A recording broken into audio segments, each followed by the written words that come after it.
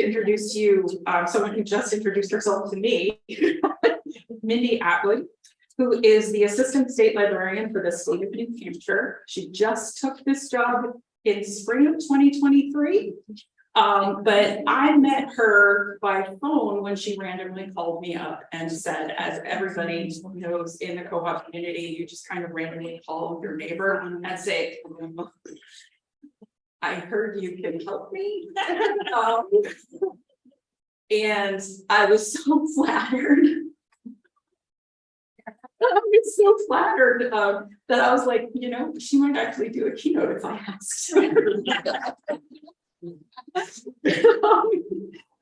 She was the director of the Atwood Public Library, or just the Atwood Library in Sunapee, New Hampshire, which you'll hear a little bit more about, and you'll hear a lot more about her. She is, we're really, really grateful to have her, and thank you for accepting the invitation, and enjoy.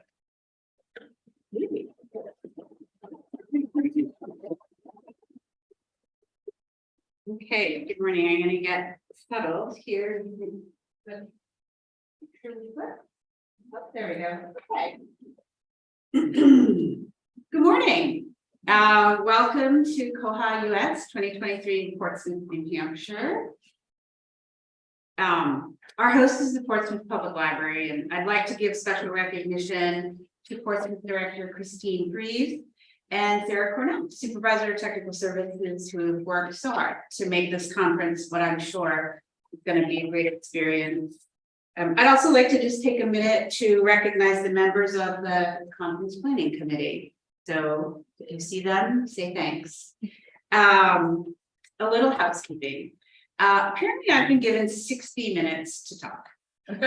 That is a long time for me and a long time for you. And while I'm going to try to be interesting, no guarantees, and 60 minutes is a long time, even if I am. So I want to say right up front, if you feel the need to stand up, walk around, do some deep bend, I don't know, whatever works for you, go for it. Do what you have to do to make yourself comfortable, please. So I've never given a keynote. So I asked a number of people how I should go about it. I said to my dear friend Mary, who's the director of the Fletcher Free Library in Burlington, also a koha library. So am I going to have to talk about myself? I hate talking about myself. And then she said very gently, yes. They're going to want to hear about you and your experiences with koha. You're the keynote speaker at a koha conference meeting. That's kind of the point. I asked my 17-year-old son if he had any advice. And David said to me, I think people like funny. You should tell a joke, Mommy. And I said, I don't really know any jokes. And then I remembered a joke that my ex-husband and my son's dad, who works a lot with the military and the NSA, told us. It goes like this. How do you tell the extrovert at the NSA? He's the guy looking at someone else's shoes. And I thought to myself, that joke works for library conferences too. I've always thought it was interesting to go to library conferences and watch so many introverted people gather together.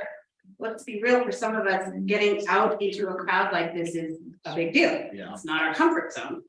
So first of all, I see you. And I appreciate the effort it takes for you to be here. Sometimes when I'm at a conference, I think, there's so many people. What are we all doing here? So I think that really is the purpose and my hope for this talk today. I said to Mary Russell, who's the head of technical services at the State Library, I know just enough about cataloging to be dangerous. And it's kind of the same thing here today. I am not a koha expert. The many talented and experienced individuals who will be presenting these next 3 days rightly lay claim to that title. I know just enough about koha to be dangerous. But I'm here to offer you what I can, which is to try to set a tone of understanding, a framework around what we're all doing here. And by here, I mean in Portsmouth, New Hampshire at the koha-US conference, and here, as in, why are we in this profession? So let's set a tone together, if you will indulge me for a moment. I would like each of you to stop and think about someone you have helped in your work. Could be your favorite patron. It's not like kids, you're allowed to have a favorite. You could be someone you helped right before you left to come here. It could be a colleague. But for a moment, I would just like all of us to pause. Close your eyes if you would like. And all of us together are just going to take a moment of silence and fix that person in our minds and just feel the energy that happens in this room when together we bring the positive energy of service to others together. So here we go. Please take a moment to breathe and hold someone in your mind.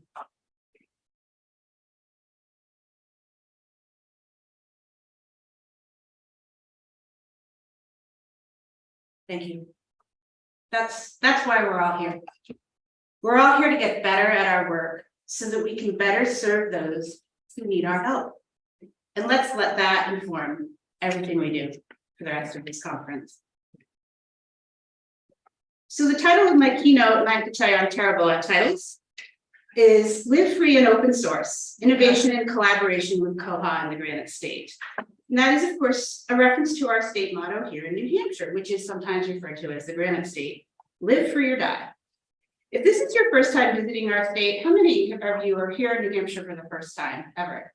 Woo! Go. This may be news to you, but I'm sure by now you may have noticed it's on every single license plate of cars in New Hampshire. Our motto, live free or die.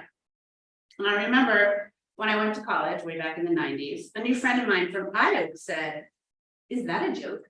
I mean, you guys aren't serious about that, are you?" And I said, "Oh no, we are very serious about that." I think that the phrase live free or die is meant to capture the idea of independence. And if you spend any time at all in New Hampshire, you know that independence is a value and an ethos that runs through everything we do, regardless of political affiliation. And I offer a library example to underline that point. Here in New Hampshire, we have 234 public libraries. 234 in a state of just over 1 million residents. We do not have any kind of county library system. You can go to almost every town in New Hampshire, and there will be a library of varying size in that town. And we can talk a lot about whether that's actually the best model, but nonetheless, that's the model that exists. And so it's also true that in all of these 234 towns, the public library is a source of pride and joy for many. I began my New Hampshire library career in one of those small New Hampshire towns, Salisbury, New Hampshire, a sweet town of about 1,300 people. There's a post office, a general store with gas pumps, and a school for kindergarten through fifth grade. And of course, the public library that was open 19 hours a week. I started working there as the children's aide 3 hours a week. And believe it or not, that is not an uncommon start for library work in New Hampshire. After about a year there, the trustees voted to increase my hours to 6 hours a week. Which, hey, that's a big deal. Felt like a real vote of confidence. 100% more hours than I was scheduled for when I was hired. After about 2 years, the director of the library moved on, and I was hired to be the director. At this point, I wanted to pause and ask for a show of hands.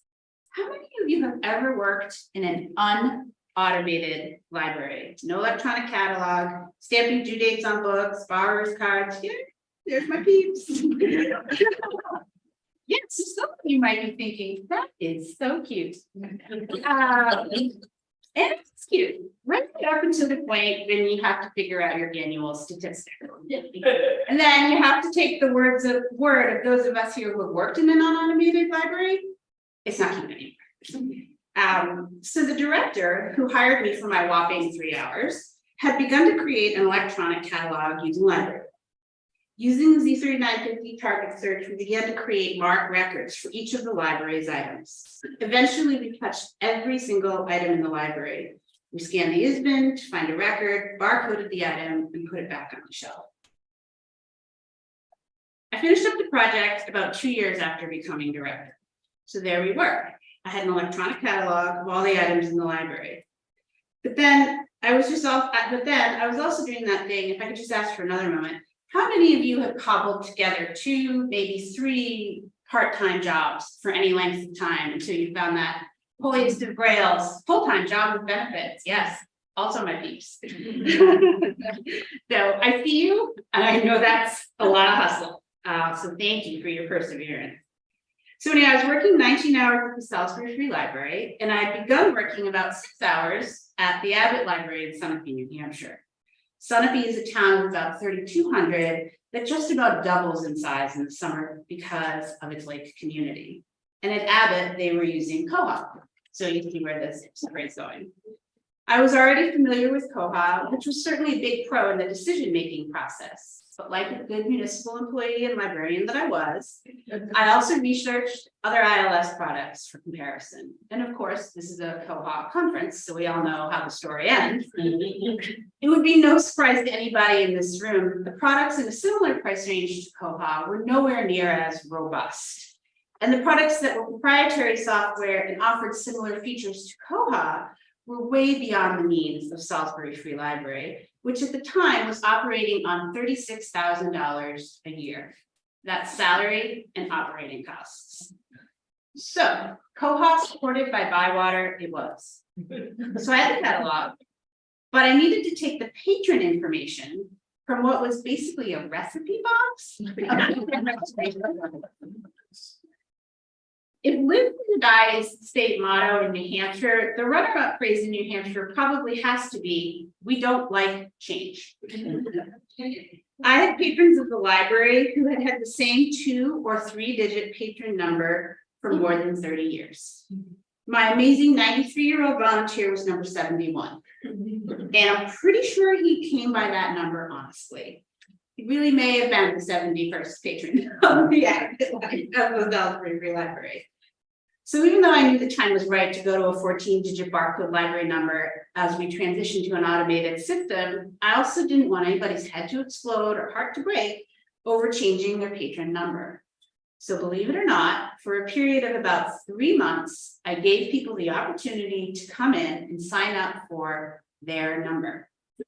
So my dear sweet volunteers number was 2, then our 4-digit library identifier number, 4 zeros, then 0071, and the algorithmically generated check digit. Yes, we really did that. We were just about to sign a contract with Bywater when I learned that, despite the very reasonable price quote we had been given, the town of Salisbury had a policy that any contracts over a certain amount required approval by the select board. Talk about a screeching halt. We were about $300 over that threshold. And here I have to give a big shout out to Nate at Bywater, who I called up and said, Nate, could you please take $300 off the quote so that I do not have to go before the select board and potentially have this project shut down? And he said without hesitation, yes, absolutely, consider it done.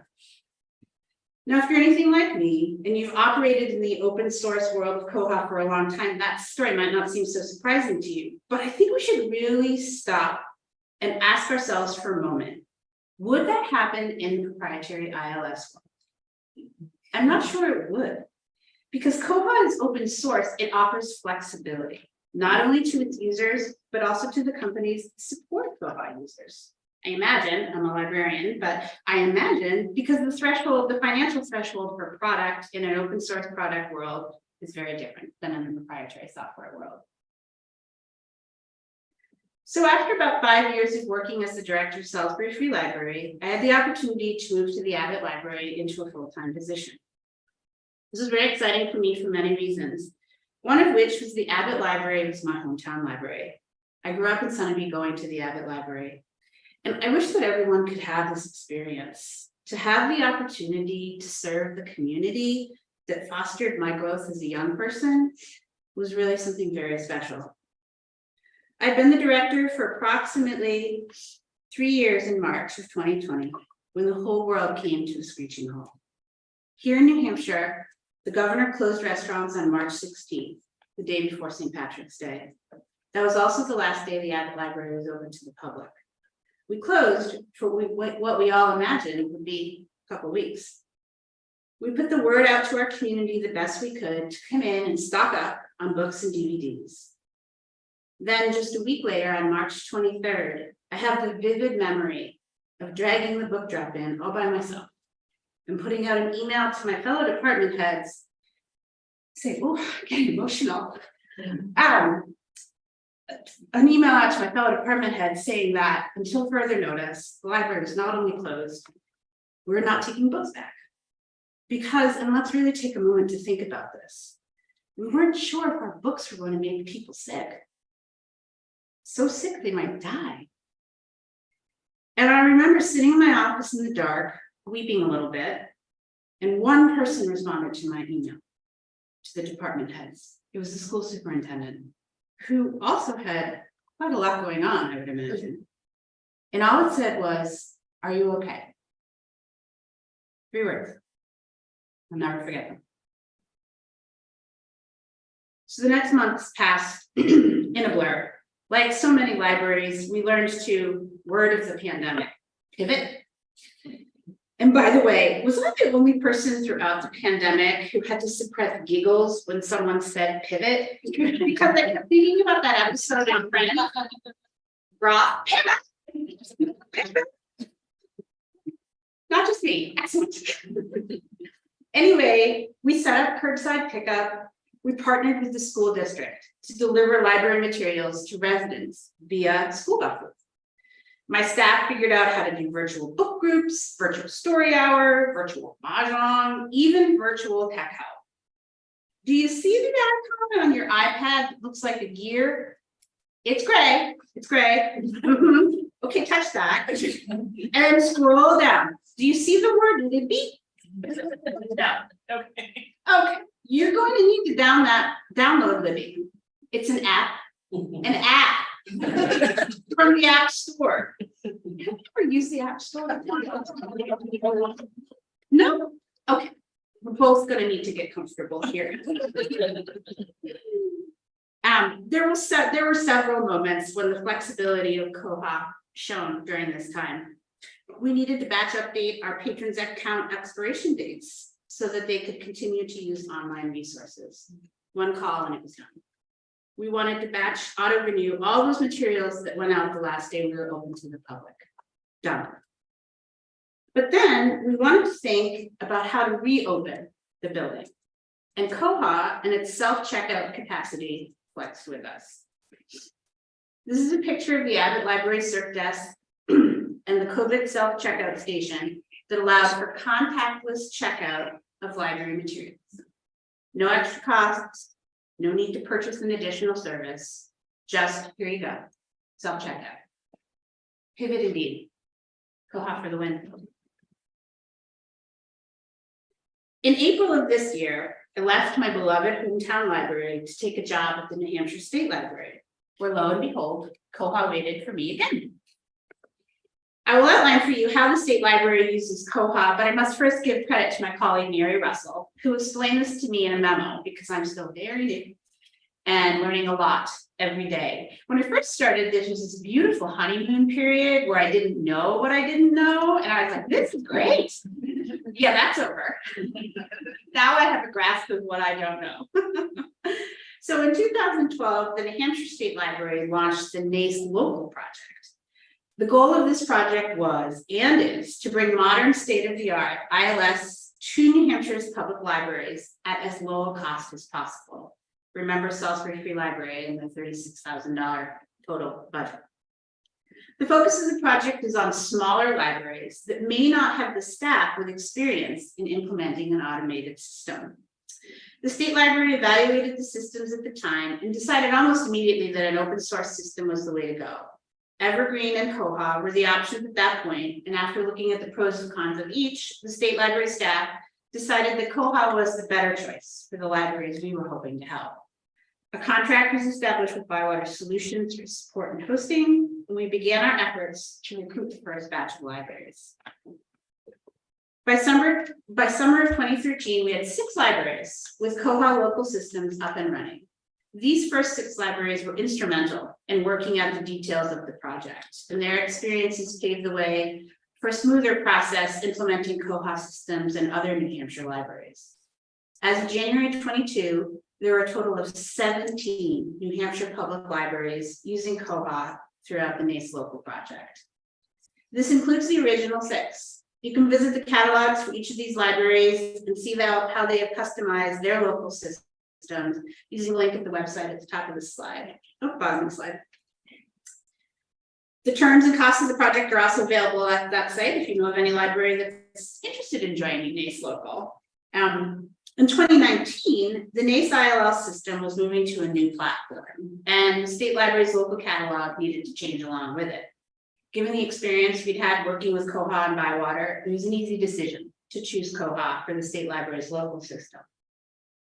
Prior to 2019, all the libraries that had gone live with NACE local had made nearly identical choices about which modules they would use. Each library can implement whichever module they feel meets their needs. But because the State Library's collections are both more extensive than our public libraries and contain a huge number of serials, including government documents, we chose to implement the serial control aspect of koha, which none of the earlier libraries had done. There was a steep learning curve for the staff, but with a lot of support from Bywater, some tweaks to our processes and some reading to our collections, and the resolution of a few koha bugs, we got it working. The State Library staff did learn about some limitations in koha, however, and how to get around them. For example, there's a limit to the total size that a record can be and still be searchable in koha. When we implemented koha for the State Library, there were bibliographic records in our catalog that the migration team at Bywater dubbed super bigs. These were things very large numbers of attached items, like the Federal Register, which we had daily issues of going back several decades, and several daily newspapers that earlier cuts to our microfilming budget had left us with a huge collection of in paper form. Like most aspects of library work, there was not a one-size-fits-all solution to the super bigs problem. We looked at each of the dozen or so specific titles and found solutions in each situation. In the case of the Federal Register, we decided there was no need for the State Library to have paper issues going back that far, as they were all available online. An aggressive reading and a retention policy change cut that bib record down to a functional size. Our newspapers cannot be discarded until they are microfilmed, so instead of listing every issue of each newspaper as its own item, we created items for each box in which the back issues of papers were stored. Typically, we have one box for each month of a daily newspaper. So this cut the number of individual items, and thus the total size of the bib record, down substantially. Cleaning up the records, especially the removal of redundant item notes and non-Library of Congress subject headings, also resolved some of the super bigs. Do you have any other questions about this process? My colleague Felicia, sorry, reach out, she's right there, raising her hand. She works in technical services at the State Library, and she also knows way more about this than I do. And if anybody has any thoughts about how to further resolve super bigs, let us know. So we see the flexibility that koha as open source software allows for. And because this is the koha conference, I don't need to explain open source to any of you, which is actually pretty cool and not usually the norm. So hooray for that. But like any real librarian, what else do you think I did to get ready for this keynote? That's right, I did research. And I want to share with you that in her book, Quiet, The Power of Introverts in a World That Can't Stop Talking, Susan Kane reports that according to a study of 1,229 computer professionals working in the US, the UK, and Australia between 1982 and 1984, a significant majority of the earliest computer users were introverts. In an email to Ms. Kane, Dave Smith, a consultant and software developer, says, "It's a truism in tech that open source attracts introverts.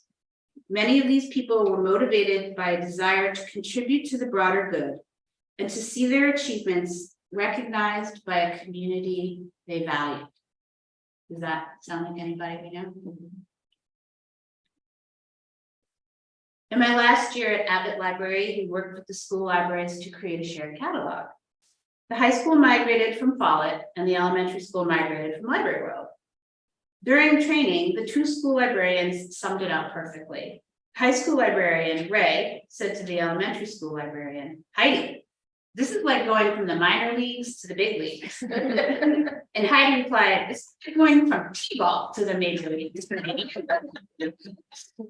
We were able to showcase the collaboration to the school board, to the library board, and to the taxpayers of Sunapee, as both boards are frequently asked about the town and the school working together to save money. In addition, in my last year at Abbott Library, we joined with about 13 other New Hampshire libraries to train on and implement Ask and Discovery for our impacts. So open source, I think we can see, attracts those who are motivated to contribute to the broader good. It is flexible, and because it's available for anyone to improve upon, it promotes innovation and collaboration, as we see with the NAICE local project, the shared catalog project with the schools, and the Ask and Discovery working group. But what is koha? More research.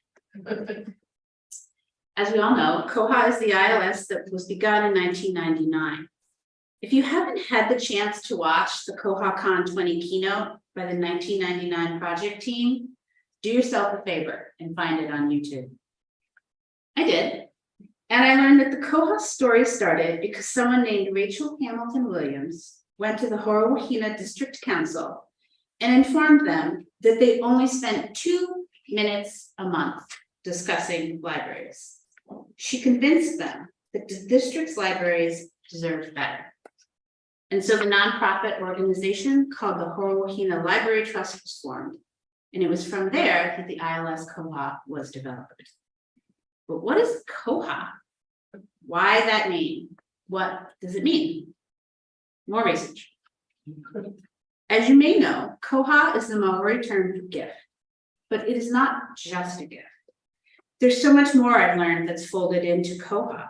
In New Zealand, when one village hosted a celebration, the guests would bring a koha, a contribution to the event. Much thought would go into the gift, and it would be borne to the village in beautiful baskets. When the gift was presented, a few solemn words were spoken that explained the koha is given as a symbol of gratitude and respect.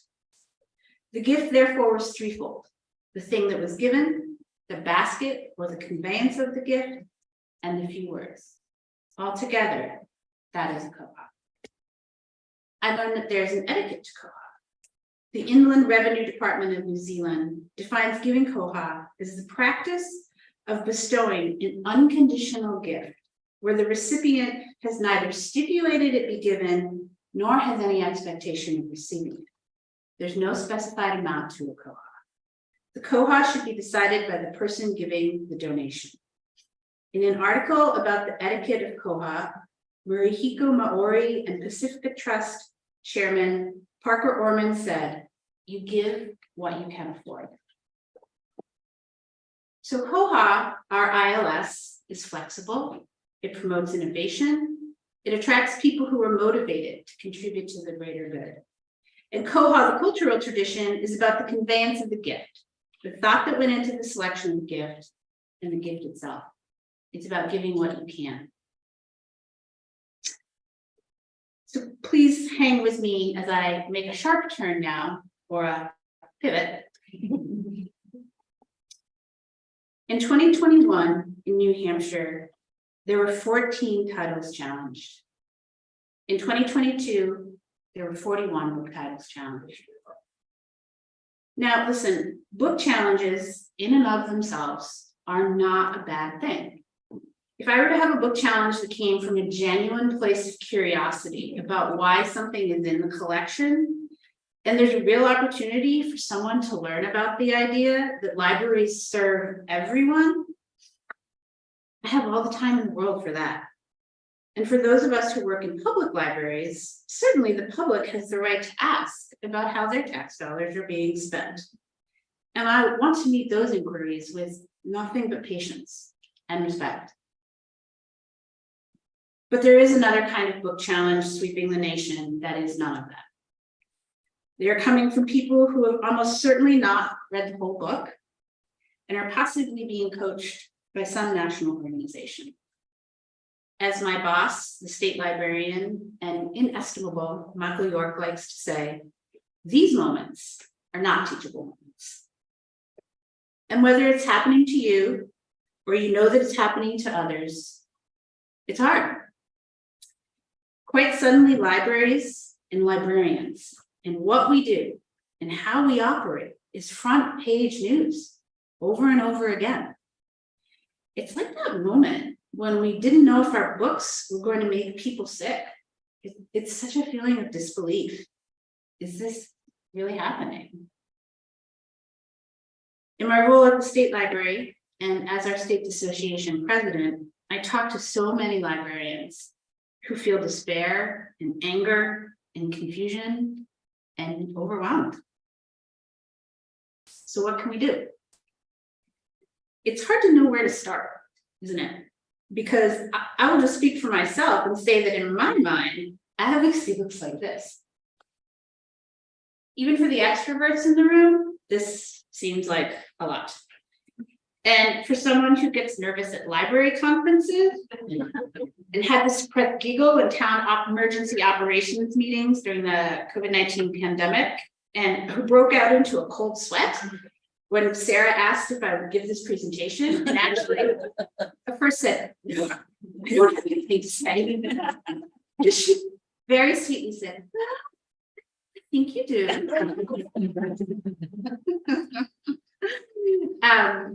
This is a very intimidating bar to try to meet. I've listed my sources at the end of this presentation, at the end of this, my sources for this presentation at the end of the slide deck. But I have to confess, I'm about to introduce an idea that should be attributed to someone, but I just can't remember where I heard it from. So apologies to the original thinker of this idea. And if anyone does know who introduced this idea, please let me know. The concept was that we are all engaged in second shift advocacy, meaning that we do our library jobs as regularly scheduled. And in our free time, we're trying to educate and advocate for our vocation. And it's a lot. Last week I was getting my teeth cleaned and the hygienist said to me, oh, that's right, you're a librarian. What is going on with all this book banning stuff? And I wanted to say, you know, it's been a pretty long day and I'm pretty tired.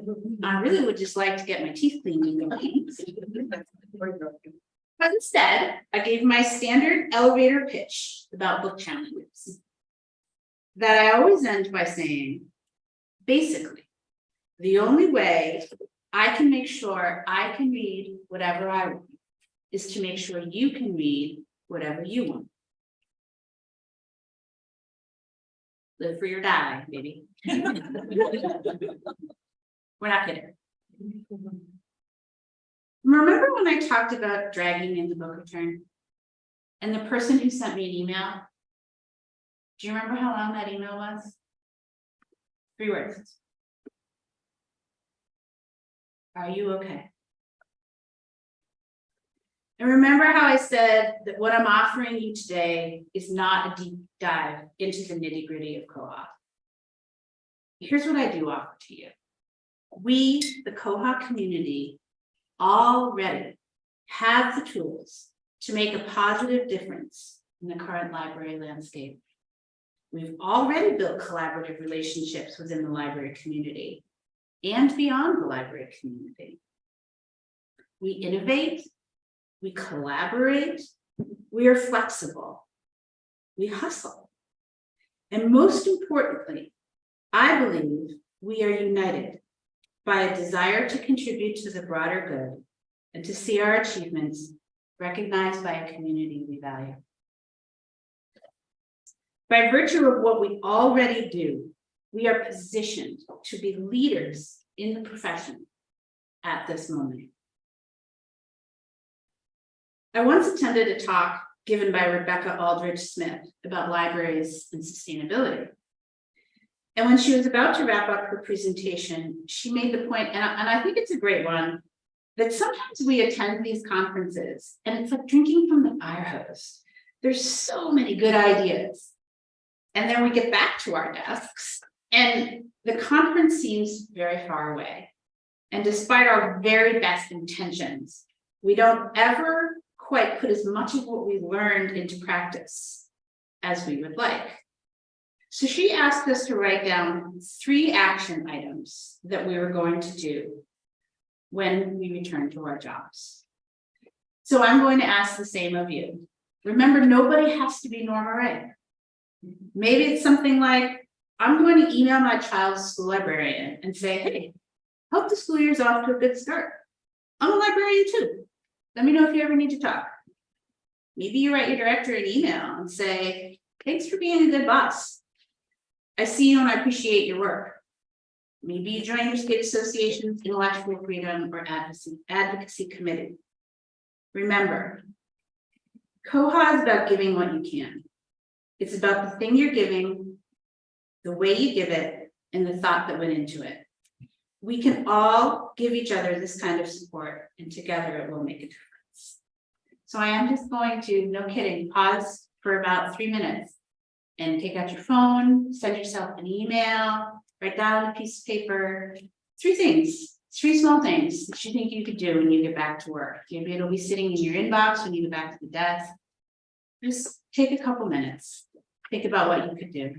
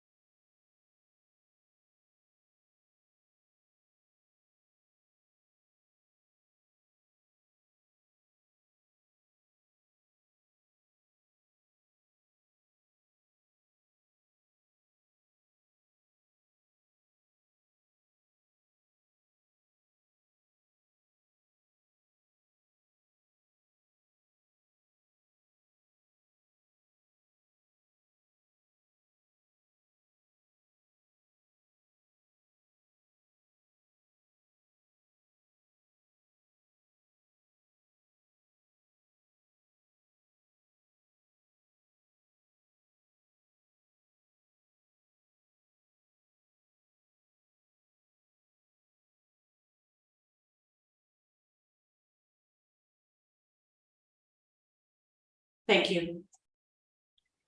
Today, this is my koha to you. The idea and the belief that we are stronger together and already capable of leading the way forward. Thank you for your time and your attention. I hope you enjoy the rest of this wonderful conference with this wonderful community. Please reach out to me if you have any questions, thoughts you'd like to share, anything at all. Here's my contact information, and also these are the shoes I'm wearing today. Thank you all.